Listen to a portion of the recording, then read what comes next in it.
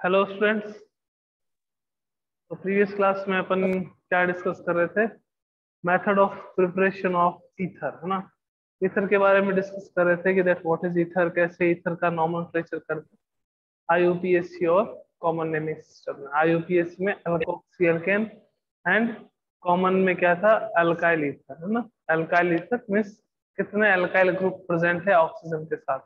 दो है तो डाई अल्काइल आ जाएगा, CH3O CH3 di methyl ether. उसके बाद अपन ने देखा मेथड ऑफ फॉर्मेशन।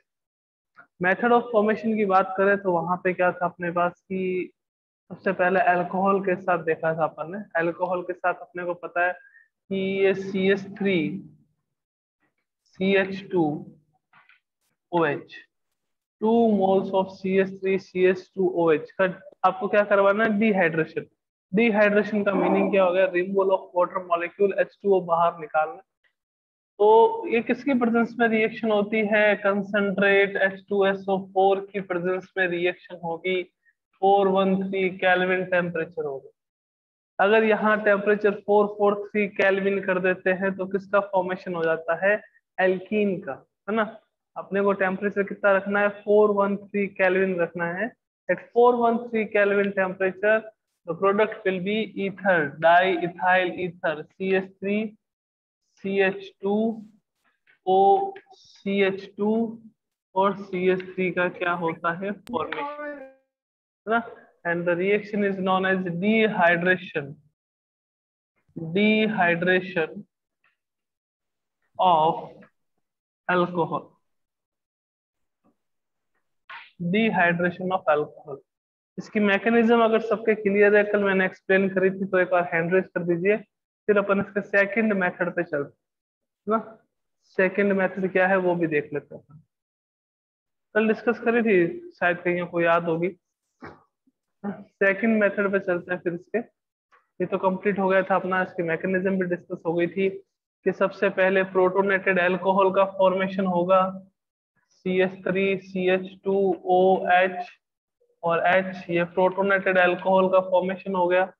इस प्रोटोनेटेड अल्कोहल से क्या होगा, कार्बोकेटायन का फॉर्मेशन होगा। CH3CH2 पे पॉजिटिव चार्ज प्लस H2O क्या है, बाहर निकल जाएगा, है ना। कार्बोकेटायन का फॉर्मेशन होगा। तो ये तो था आपके पास। कितने मॉलिक्यूल्स लिए हैं, दो मॉलिक्यूल्स लिए हैं किसके, अल्कोहल के। तो बाय वन मॉलिक्यूल क्या होगा, कार्बोकेटायन का फॉर्मेशन होगा।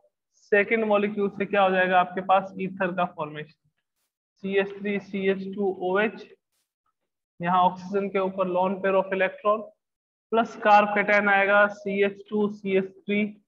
इस CH2 पे कौन सा चार्ज, पॉजिटिव, यहाँ पे पॉजिटिव, यहाँ पे लोन पेयर ऑफ इलेक्ट्रॉन, ये यहाँ अटैक करेंगे। अटैक करेंगे तो फिर क्या मिलेगा, CH3CH2OCH2CH3, यहाँ पर हाइड्रोजन और यहाँ positive charge. And you know very well कि ऑक्सीजन अपने आप पे कभी पॉजिटिव चार्ज नहीं रखता, because oxygen is the electronegative element. तो ये यहाँ से H प्लस आयन रिलीज करेगा और किसका फॉर्मेशन करेगा, CH3CH2OCH2CH3 प्लस किसका फॉर्मेशन करेगा, H प्लस का, है ना। ईथर का फॉर्मेशन हो जाएगा। अब कईयों को दिमाग में होगी कि सर इसका फॉर्मेशन कैसे होता है प्रोटोनेटेड अल्कोहल का। प्रोटोनेटेड अल्कोहल का फॉर्मेशन ये होगा, CH3CH2OH, ऑक्सीजन के पास लोन पेयर ऑफ इलेक्ट्रॉन, ये H प्लस से रिएक्ट करेगा और किसका फॉर्मेशन करेगा, प्रोटोनेटेड अल्कोहल। तो एक तो आपके पास प्रोटोनेटेड अल्कोहल का फॉर्मेशन होगा। उसके बाद क्या रहेगा बच्चों अपने पास, कार्बोकेटायन का फॉर्मेशन होगा और उसके बाद किसका फॉर्मेशन होगा, ईथर का फॉर्मेशन होगा। तो ये 3 स्टेप में रिएक्शन कंप्लीट होती है ना। आइए इसका डिस्कस करते हैं। जो सेकंड मेथड है वो भी अपन ने कर रखा है वैसे एल्काइल हैलाइड वाले चैप्टर में, by Williamson ether synthesis.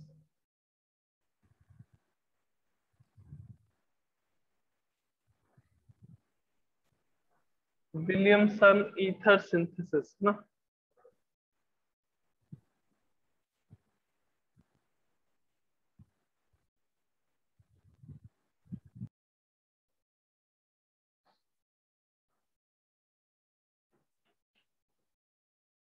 Williamson ether synthesis. तो विलियमसन ईथर सिंथेसिस में क्या था कि when alkyl halide react with रोना।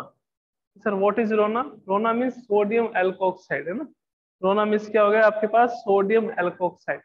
जब आप रिएक्शन करवाते हो अल्काइल हैलाइड की, किसके साथ? रोना के साथ, सोडियम एल्कोक्साइड के साथ, तो किसका फॉर्मेशन होता है? ईथर का। सर कैसे? तो देखो RX प्लस RONA, रोना मीन्स सोडियम एल्कोक्साइड। रोना से Na, RX से हैलाइड बाहर निकलेगा तो किसका फॉर्मेशन होगा?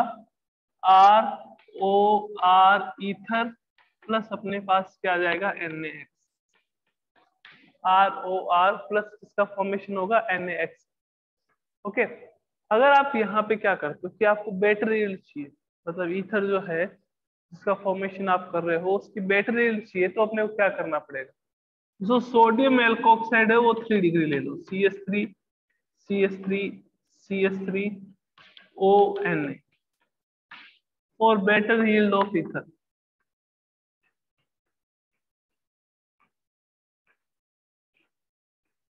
ये किसका एग्जाम्पल है? ये भी आपको पता है। This is the example of substitution reaction. अपन ने जब सब्स्टिट्यूशन रिएक्शन के एग्जाम्पल करे थे चैप्टर नंबर किसमें? 10th में, है ना, हेलो एल्केन और हेलो एरिन में, तब अपन ने देखा था कि ये रिएक्शन आई थी RH प्लस RONA से किसका फॉर्मेशन हुआ था? ईथर। और बेटर यील्ड ऑफ ईथर अपन क्या करेंगे? 3 डिग्री लेंगे ये, प्लस आपके पास क्या आ जाएगा? XCS। तो NaX बाहर निकल जाएगा और किसका फॉर्मेशन होगा? CH3 C CH3 CH3O CH3 का फॉर्मेशन। ओके। अब कईयों के दिमाग में ये बात आ जाए कि सर 3 डिग्री अपन ने रोना लिया है, यानी कि जो सोडियम एल्कोक्साइड है वो 3 डिग्री लिया। हम यहाँ पे अगर 3 डिग्री ये ले ले अल्काइल हैलाइड, तो अगर आप 3 डिग्री अल्काइल हैलाइड लोगे तो उस केस में ईथर का फॉर्मेशन नहीं होगा। उस केस में क्या होगा आपके पास कि एल्कीन का फॉर्मेशन हो जाए। बिकॉज अब जो है अगर आप 3 डिग्री अल्काइल हैलाइड लेते हो तो वहां पे सब्स्टिट्यूशन रिएक्शन नहीं होगी, वहां पे एलिमिनेशन रिएक्शन होगी। बिकॉज इन दैट केस जो रोना है वो स्ट्रॉन्ग बेस के जैसे एक्ट करेगा, और स्ट्रॉन्ग बेस के प्रेजेंस में हमेशा कौन सी रिएक्शन होती है आपके पास? सब्स्टिट्यूशन। सर कैसे? मैंने कहा पहले, सॉरी, स्ट्रॉन्ग बेस की प्रेजेंस में हमेशा कौन सी रिएक्शन होगी? एलिमिनेशन। जैसे अपन ने पहले डिस्कस करा था कि अल्काइल हैलाइड जो है वो अल्कोहलिक KOH की प्रेजेंस में क्या करता है? अल्कोहलिक KOH की प्रेजेंस में एलिमिनेशन रिएक्शन देता है और किसका फॉर्मेशन करता है? एल्कीन। तो अगर आप रोना यूज कर रहे हो, सोडियम एल्कोक्साइड यूज कर रहे हो, साथ में 3 degree of alkyl halide use कर रहे हो, तो इन दैट केस वहां पे सब्स्टिट्यूशन रिएक्शन ना होके एलिमिनेशन रिएक्शन होगी, और due to the elimination reaction किसका फॉर्मेशन हो जाएगा? एल्कीन। तो अगर कभी क्वेश्चन आ जाए आपके पास कि for better yield of the ether कौन सी रिएक्शन लिखनी है, तो 3 डिग्री लो और 1 डिग्री आप एल्काइल हैलाइड लो। जैसे आप 2 डिग्री एल्काइल हैलाइड या 3 डिग्री एल्काइल हैलाइड लेते हो, तो 2 डिग्री या 3 डिग्री एल्काइल हैलाइड लेते ही वहां पे रिएक्शन कौन सी होगी? एलिमिनेशन। और एलिमिनेशन रिएक्शन से प्रोडक्ट क्या बनेगा आपके पास? एल्कीन बनेगा, है ना।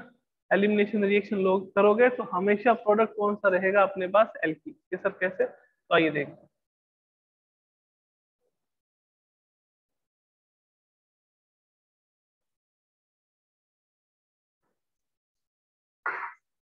क्या आपके पास क्यों आ गया? CH3 C CH3 CH3X 3 degree halide आ गया।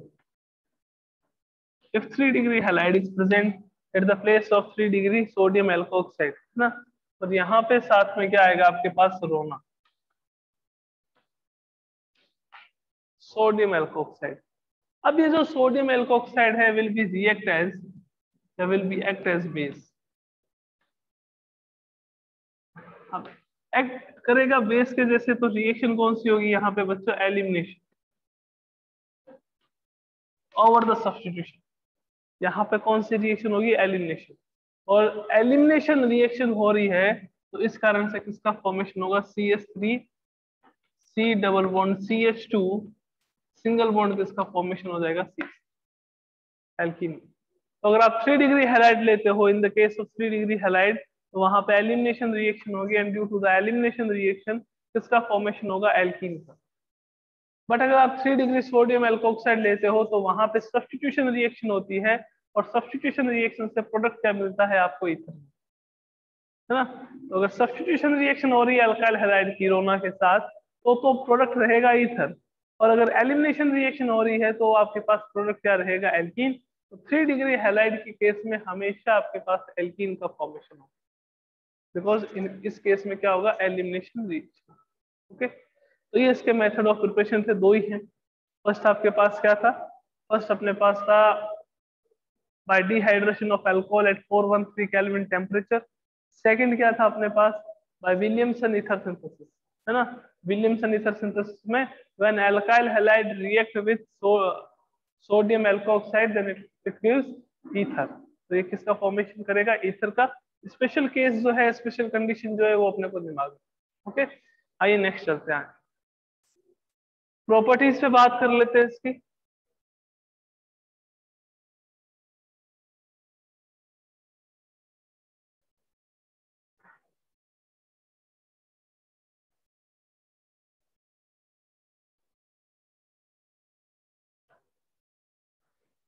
Next, chemical properties.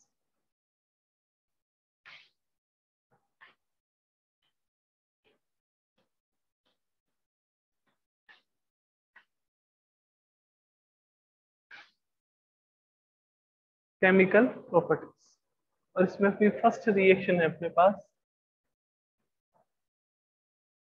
Reaction due to cleavage of CO bond. Reaction due to cleavage of CO bond. Reaction due to cleavage of CO bond, यानी कि कार्बन और oxygen के बीच में जो bond है उसके dissociation से जो रिएक्शन है वो लिखी। एक only and only one reaction क्या है? देख, reaction with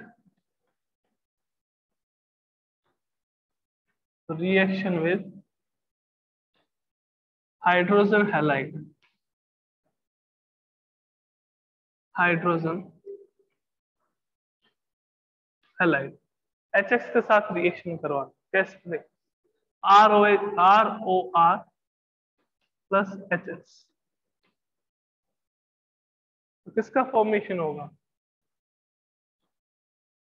RX plus ROH। और फर्दर इस अल्कोहल की रिएक्शन जो है आप करवा देते हो फिर HX से, तो किसका फॉर्मेशन होगा? RX प्लस किसका फॉर्मेशन होगा? H2। तो यहाँ ये रिएक्शन आती है आपके पास CO बॉन्ड के लिए। अगर आप 3 डिग्री ईथर लेते हो, CH3 एक एल्काइल ग्रुप आपके पास 3 डिग्री है, जैसे CH3 OCH3, इसकी रिएक्शन आप HX से करवाते।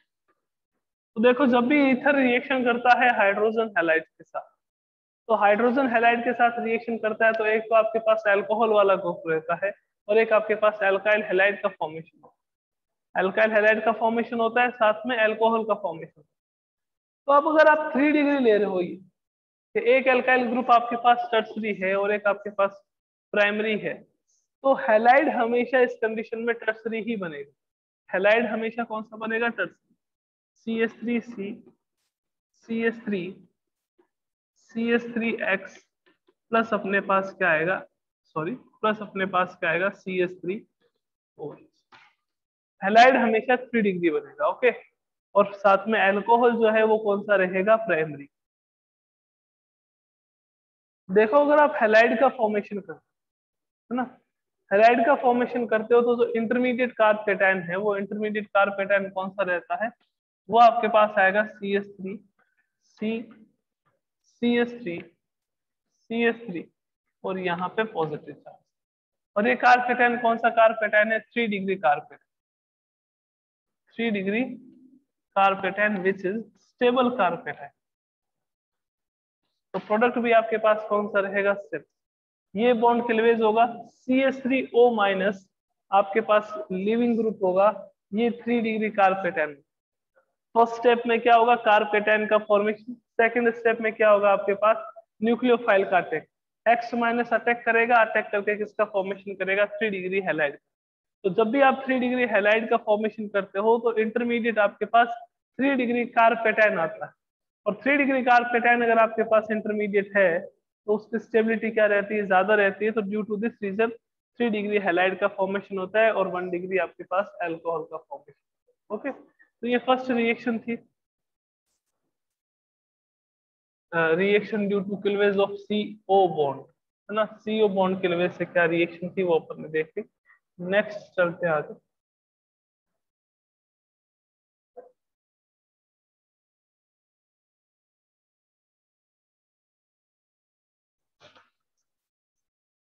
Electrophilic substitution reaction.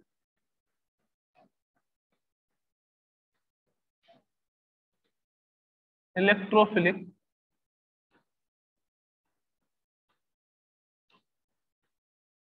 Substitution reaction, ESR, electrophilic substitution reaction. Okay,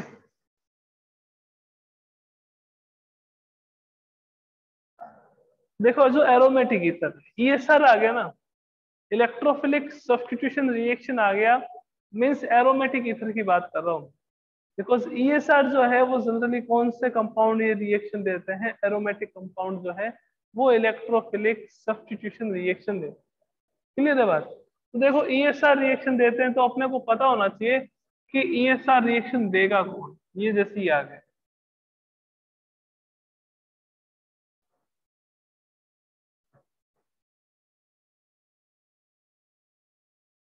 यहाँ पे आ गया OCH3, ऑक्सीजन के पास लोन पेरो। तो अगर बेंजीन रिंग पर कोई एक ऐसा ग्रुप अटैच्ड हो या ऐसा ग्रुप बॉन्डेड हो जिसमें किसी एक स्पीसीज के पास लोन पेयर ऑफ इलेक्ट्रॉन हो, जैसे OH आ गया, लाइक NH2 आ गया, लाइक NHCOCH3 आ गया, लाइक हेलोजन आ गया, Cl आ गया। तो अगर किसी ग्रुप के पास लोन पेयर ऑफ इलेक्ट्रॉन है, मीन्स वो कौन सा इफेक्ट शो करता है बच्चों, प्लस एम इफेक्ट। कौन सा इफेक्ट शो करता है, प्लस एम इफेक्ट। और अगर कोई group plus M effect show करता है तो वो ऑर्थो पैरा डायरेक्टिंग ग्रुप होगा, ortho para directing group. Ortho para directing group का मीनिंग क्या हुआ कि जो इनकमिंग इलेक्ट्रोफाइल है वो आपके पास या तो ऑर्थो पोजीशन पे आएगा या पैरा पोजीशन पे। मेटा का तो सवाल ही नहीं है ना। कि अगर मैं बात करूं कि इसमें रेजोनेंस कैसे होता है तो देखिएगा कि आपको रेजोनेंस का बेसिक पता है कि पाई इलेक्ट्रॉन्स की ओर मूव करते हैं lone pair of electron. If double bond, single bond and lone pair of electrons are present, then lone pair of electrons are always move towards the pi electron और double bond, है ना। तो ये आगे आएगा और ये यहाँ चला जाएगा। तो क्या हुआ, यहाँ पर आपके पास ऑक्सीजन पे तो पॉजिटिव चार्ज आ गया because of formation of double bond with carbon atom, और इस कार्बन पे कौन सा चार्ज आ गया, नेगेटिव। फिर double bond, single bond, negative charge. ये अल्टरनेटिव ऑर्डर में हो तो अपने को फिर पता है कि नेगेटिव चार्ज कहाँ आएगा, towards the direction of double bond और पाई इलेक्ट्रॉन।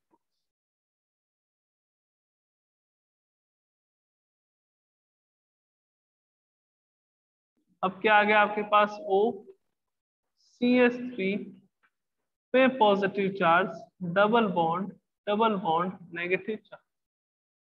अब double bond, single bond, negative charge, फिर आपके पास अल्टरनेटिव ऑर्डर में है तो यहाँ पे ये इलेक्ट्रॉन यहाँ,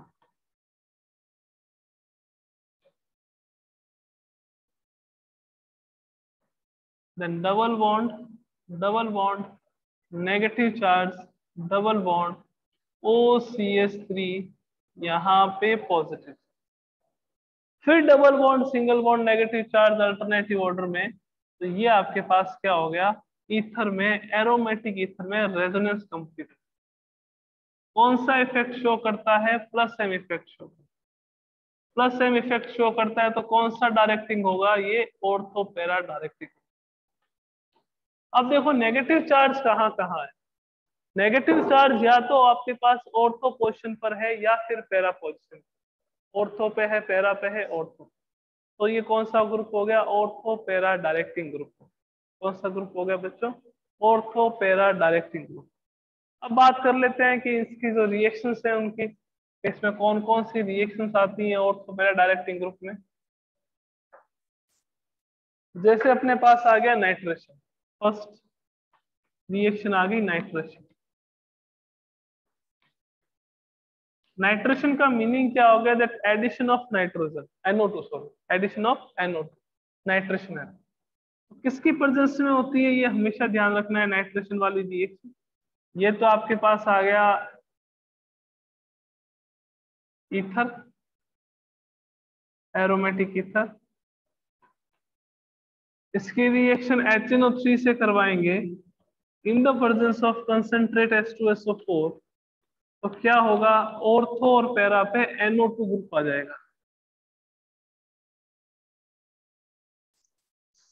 ऑर्थो और पैरा पे आपके पास NO2 group, OCH3 NO2 plus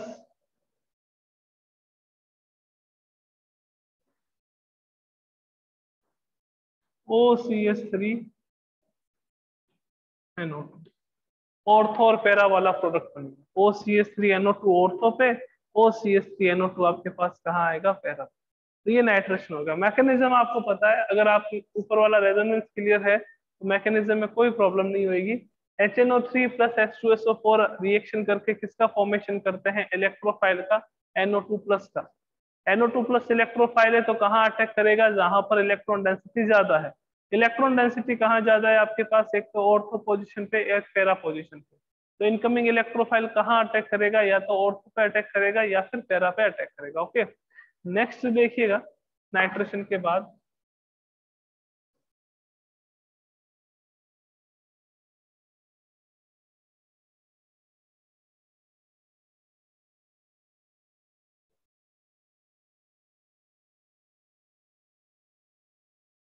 next reaction कौन सी आती है, देखो Friedel craft reaction. Friedel craft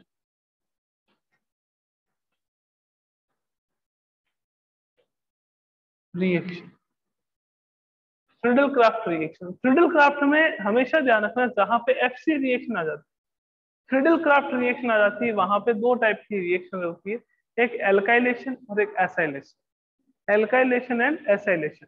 alkylation में क्या होता है, एसाइलेशन में क्या होता है, दोनों की बात करेंगे। सबसे पहले आपके पास आएगा इसमें एल्काइलेशन। एल्काइलेशन का मीनिंग क्या होता है, एडिशन ऑफ CH3 ग्रुप को ऐड करते हैं, है ना। जैसे यहाँ पे अपने पास ईथर आ गया, एरोमेटिक ईथर।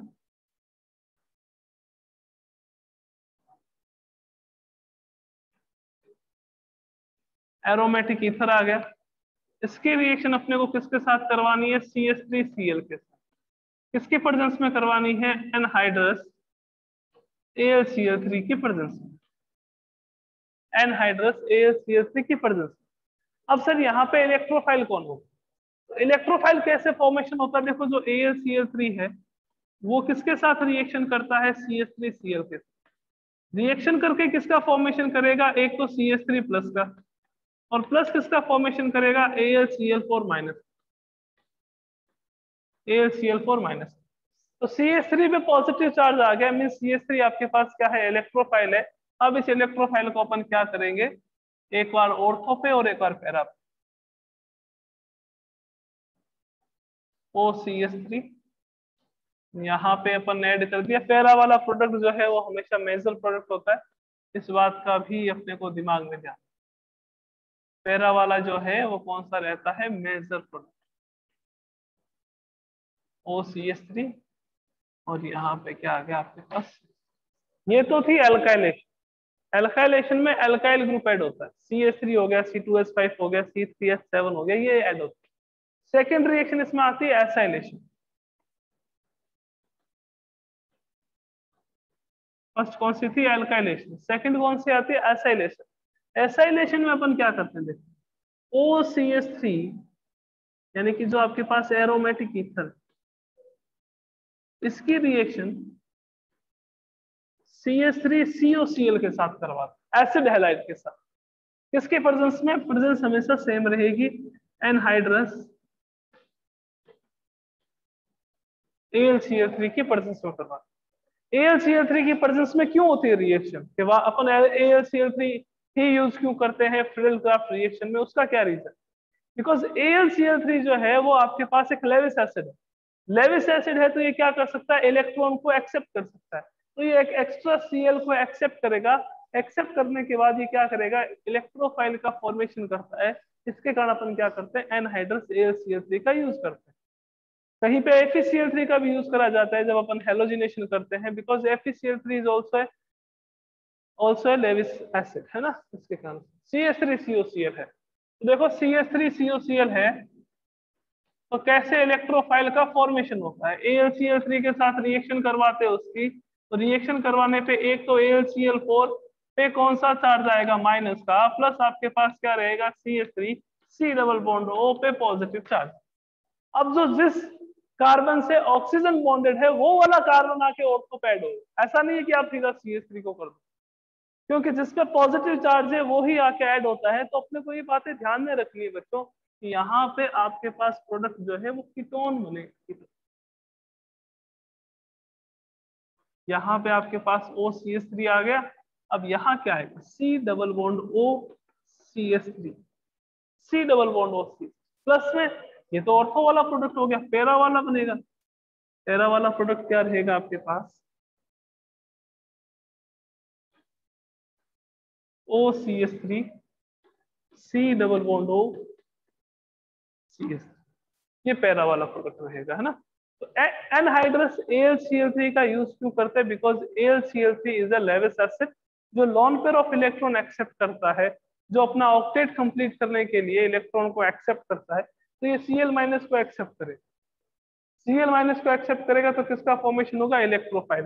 लास्ट में क्या होता है वापस, कि जैसे यहाँ से ये ऑर्थो वाली पोजीशन से या पैरा वाली पोजीशन से हाइड्रोजन रिमूव होता है, तो वापस अपने पास क्या आ जाता है, एक तो AlCl3 आ जाता है और प्लस किसका फॉर्मेशन हो जाता है, AlCl3 प्लस HCl। यहाँ से जहां पे कार्बन ऐड हो रहा है, जहां पे मिथाइल ग्रुप ऐड हो रहा है, यहाँ से हाइड्रोजन निकलेगा, H+ निकलेगा। Abstraction of proton, electrophile substitution reaction की मैकेनिज्म में अपन देखते हैं, H+ आयन बाहर निकलता है, तो H+ आयन बाहर। लास्ट इसमें क्या आता है आपके पास, एक और रिएक्शन हेलोजिनेशन। क्लियर है तो जल्दी से हैंड रेस कर दीजिए बच्चों, लास्ट रिएक्शन है इस चैप्टर की, फिर ये चैप्टर अपना कंप्लीट हो जाएगा।